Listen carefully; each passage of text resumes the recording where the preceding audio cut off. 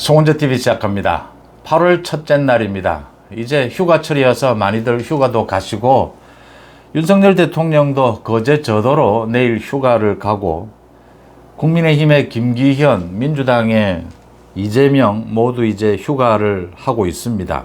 김기현 대표는 가족들과 외국으로 휴가를 가고 이재명은 서울 지역에 머물면서 자신에 대한 구속영장, 검찰이 구속영장을 치는 것에 대비를 한다, 이런 계획을 이야기하고 있습니다.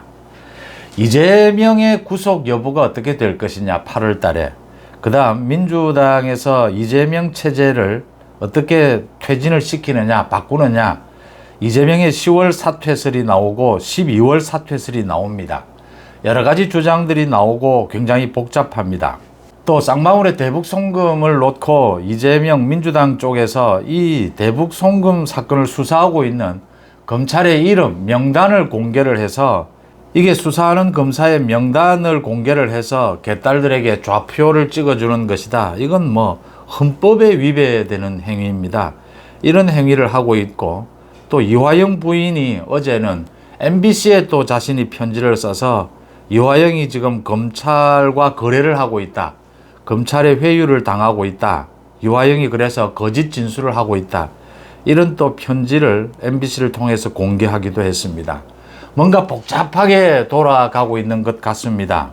민주당 쪽 이재명이 구속될 것이냐, 10월에 사퇴할 것이냐, 12월에 사퇴할 것이냐, 정말 사퇴는 하는 것이냐, 모두들 이 정치권에서 하는 말들은 모두 자신에게 유리한 여러 가지 계산을 하면서 얘기를 하고 있기 때문에 굉장히 복잡해 보입니다.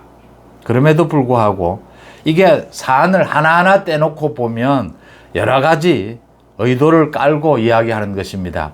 그런데 이 지엽적으로 이렇게 살펴보면 뭔가 복잡해 보이지만 큰 줄기, 큰 가닥을 잡고 보면 좀 선명해지는 부분들이 있습니다.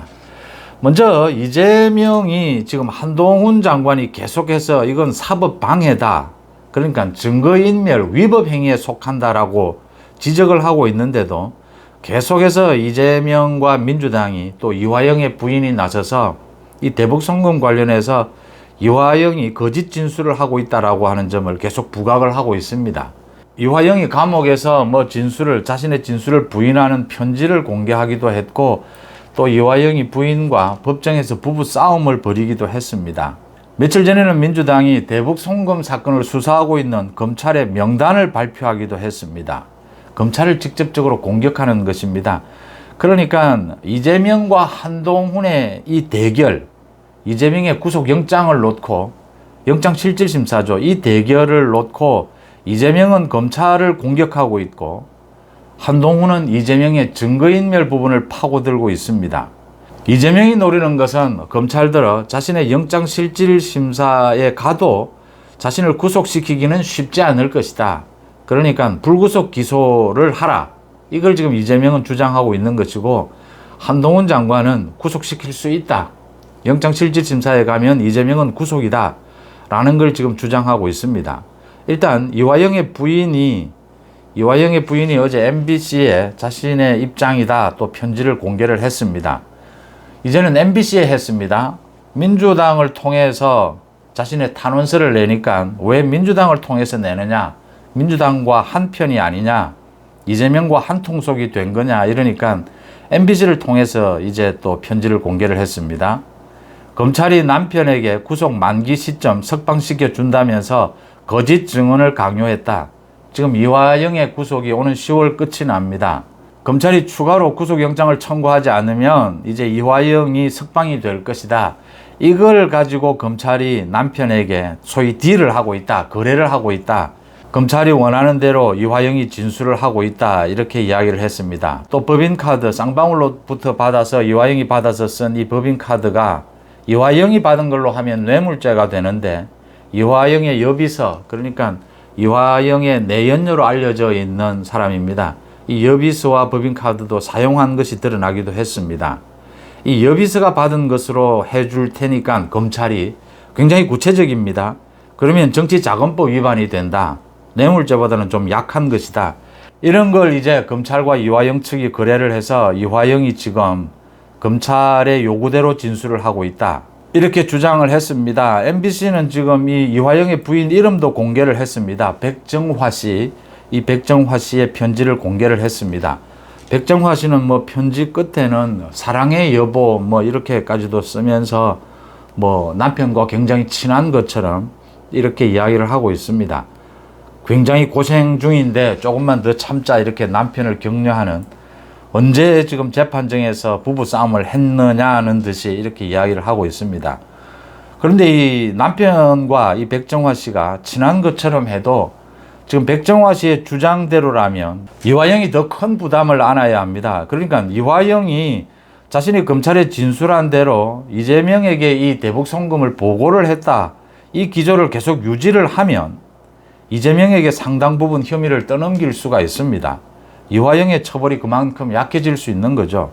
그런데 이 부인 백정화 씨는 이화영에 대해서 뭐 여보 사랑한다 라고 이야기를 하고 이화영을 걱정하는 것처럼 이렇게 하지만, 결과적으로 이화영이 이재명 부분을 진술하지 않으면 이화영이 대북 송금 부분을 다 덮어 써야 합니다.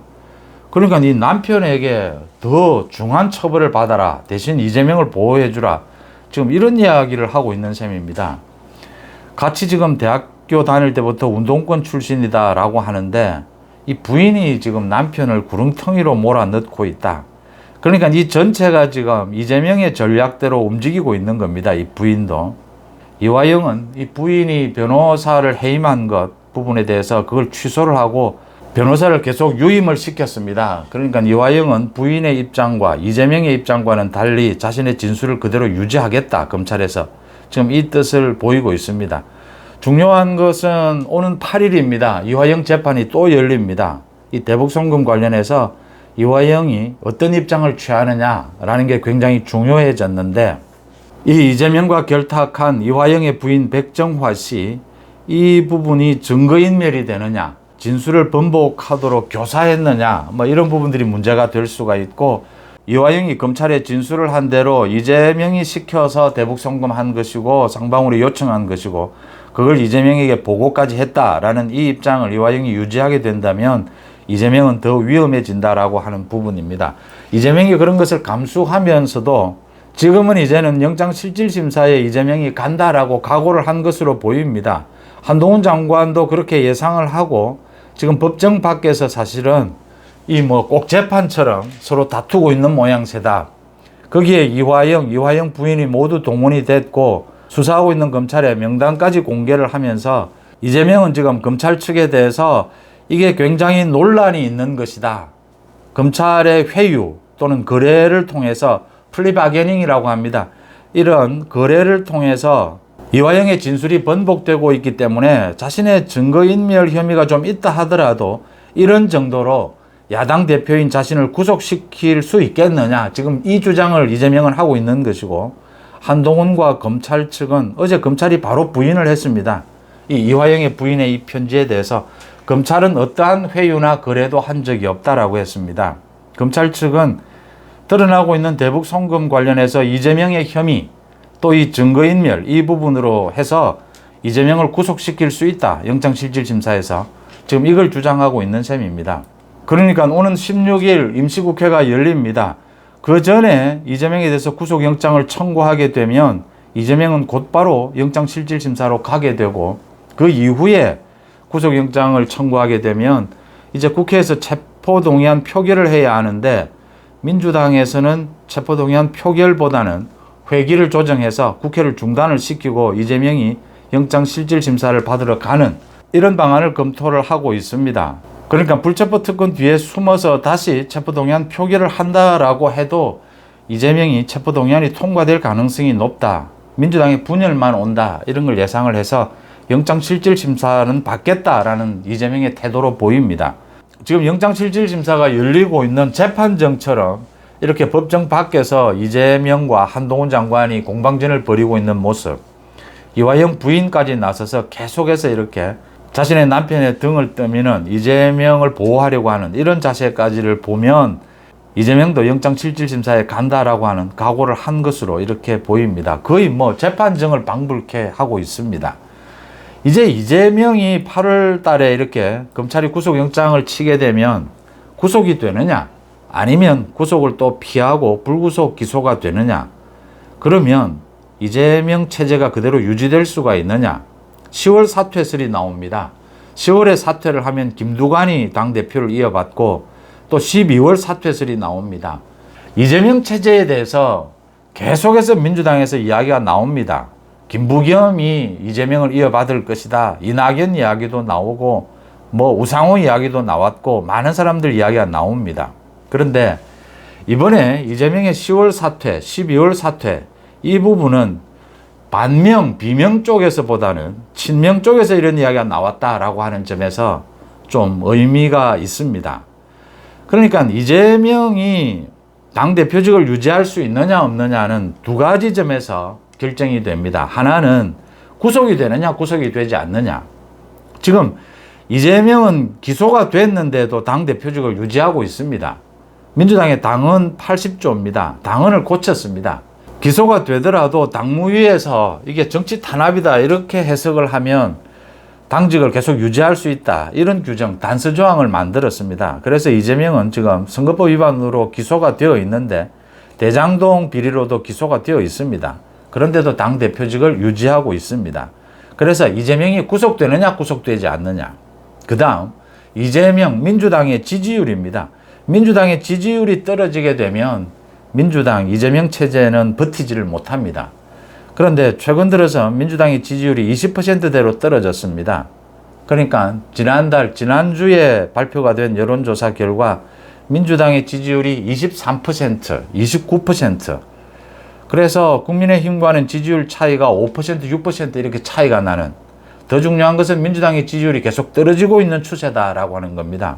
민주당 지지율이 20%대 초반으로 떨어지고 국민의힘과 차이가 10% 정도로 벌어지게 되면 민주당은 버티지 못합니다. 이재명 체제는 버티지 못합니다.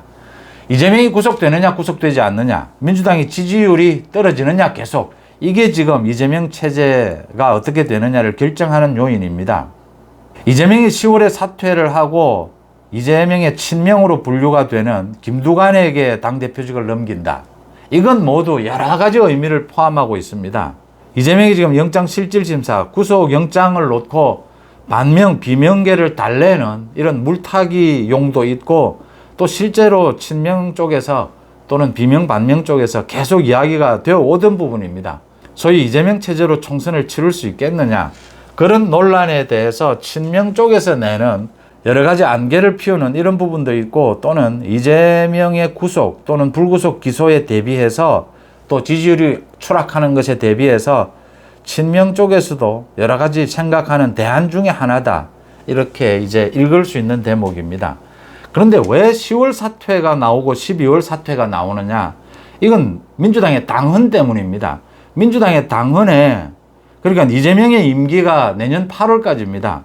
대표직을 사퇴하는데 이 사퇴할 때 남은 임기가 8개월이면 이게 비대위로 가게 되어 있습니다. 8개월을 넘게 되면 전당대회를 다시 하기로 당헌에 정해져 있습니다. 그래서 만약에 이재명이 10월이나 11월에 사퇴를 하게 되면 민주당이 전당대회를 해야 합니다. 전당대회를 할 경우에 지금도 이재명, 친이재명의 세력이 크다, 개딸들의 목소리가 높다 이래서 이재명의 친한 사람들, 소위 김두관으로 당대표직을 이을 수 있지 않겠느냐, 지금 이 계산으로 나온 이야기입니다. 그 다음 12월 사퇴설은 12월 28일입니다. 12월 28일 이후에 이재명이 사퇴를 하게 되면 이제 비대위로 넘어가게 되는 겁니다. 이 부분 때문에 10월 사퇴설, 12월 사퇴설이 이야기가 나오는 부분입니다. 김두관도 방송에 출연을 해서 자신이 10월에 전당대회를 통해서 이재명의 후임이 될 것이다 라는 것에 금시초문이다.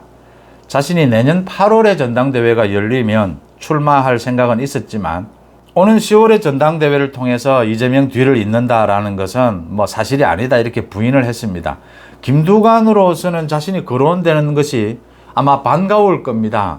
김두관은 뭐 자신의 이름이 거론되는 그 자체가 반가울 것이고, 또 정청래도 한 유튜브에 나와서 겉으로는 이재명 당대표 체제를 지켜야 한다, 12월에 이재명 체제가 흔들릴 수 있다, 이렇게 개딸들에게, 강성 권리당원들에게 호소를 했습니다.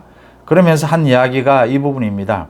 그러니까 이재명의 대표직 임기가 8개월이 남는 12월 28일 그 이전에 사퇴를 하게 되면 전당대회를 해야 되고, 그 이후에 사퇴를 하게 되면 이제 중앙위원회에서 당대표를 뽑는 이렇게 비대위 체제로 가게 되는데, 자신은 어떤 경우에도 비대위로 가게 되면 중앙위에서 당대표를 뽑으면 자신은 자신이 없다, 이런 이야기를 했습니다.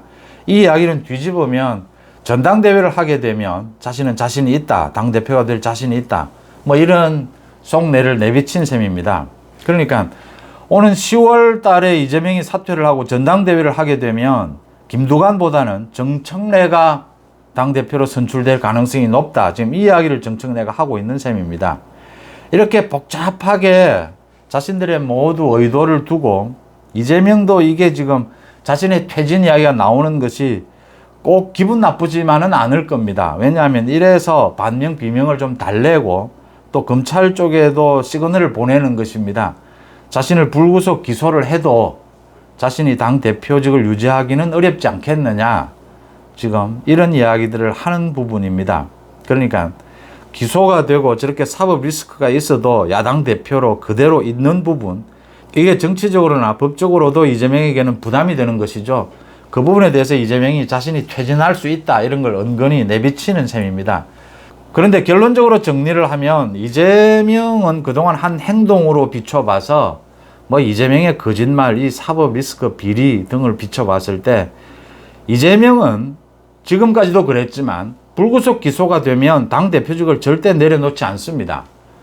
그러니까 지지율이 20% 이하로 떨어지는, 10%로 떨어지는 그렇게 엄청난 위기가 오기 전에는 지금 비명반명의 정치력으로 보건대 이재명을 끌어내릴 수도 없고 이재명은 사퇴를 하지 않습니다. 이재명은 아마 지지율이 10%대로 떨어지기 전에는 자신이 불구속 기소가 되면 대표직을 유지하고 공천권을 휘두르게 될 것입니다. 내년 총선을 앞두고 좀 위기가 오면 집단 지도 체제 형태로 뭐 선관위원장을 이낙연을 임명한다든지 김부겸을 임명한다든지 이런 식으로 공동 지도 체제 이런 걸 유지하는, 그래서 자신이 좀 뭐 뒤로 좀 빠지는 이런 모양을 갖출지는 모르지만 이재명은 버틸 것이다. 이재명은 구속이 돼도 당권을 쥐고 이제 거래를 하려고 할 겁니다. 구속이 돼도 공천권을 내려놓지는 않을 것입니다. 그러면 이재명이 구속이 되면 민주당에서 이재명 대표 체제를 그대로 가져갈 수 있느냐? 그건 어려울 것입니다. 그건 비명반명이 아무리 지금 정치력이 없어도 또 친명 쪽에서도 기소가 아니고 구속까지 됐는데 이게 당무위에서 결정을 해야 될 부분입니다. 다시 이걸 정치 탄압으로 보고 이재명 당대표직을 그대로 유지하느냐? 그건 어려울 것입니다. 대신 이재명이 구속이 되면 자신의 일정 부분 이 공천권을 보장해 달라라는 부분을 딜로 해서 대표직을 내려놓을 가능성이 매우 높습니다. 그런 구도 속에서 이재명이 구속이 되면 이제 10월에 전당대회를 여느냐, 아니면 12월 말에 중앙위에서 비대위원장을 선임하느냐, 이게 지금 선택 사항으로 남습니다. 어떤 경우든 이재명은 개딸들과 이 친명 의원들을 중심으로 해서 자신의 대표직을 끝까지 쥐고 거래를 하면서 공천권을 상당 부분 유지하려고 할 것입니다. 그런 대안으로 김두관, 정청래 등이 지금 이야기가 되고 있는 이런 상황입니다. 민주당에서 비명, 반명, 또 친명 뭐 여러 가지 이야기들이 나옵니다. 그런데 생각하시다시피 내년 총선을 김두관으로 민주당이 치를 수 있겠습니까? 정청래로 내년 총선을 치를 수 있겠습니까? 지금 김두관, 정청래도 이걸 알고 있는 겁니다. 마찬가지입니다. 김부겸, 우상호, 이낙연 많은 이야기들이 나옵니다. 민주당은 내년 총선은 집단 지도 체제로, 그러니까 뭐 당대표가 누가 되어 있든지 간에 이 선관위원장은 집단적으로 나서서 이렇게 얼굴로 내세울 이럴 가능성이 높습니다. 물타기를 하는 거죠. 그것도 이 당대표의 비리 사법 리스크에 대해서 그럴 가능성이 매우 높은데, 지금 김두관, 정청래는 이게 굉장히 안개를 피우는 것입니다. 여러 가지 의도를 가지고 이재명이 어떤 경우에도 사퇴를 해도 자신의 영향력을 그대로 유지하는 그 방안으로 지금 계속 이야기를 이렇게 여론을 떠보는 것이죠. 또 비명반명에 대해서 여러 가지 뭐 선택권 이야기를 던져주고 있는 이런 셈입니다.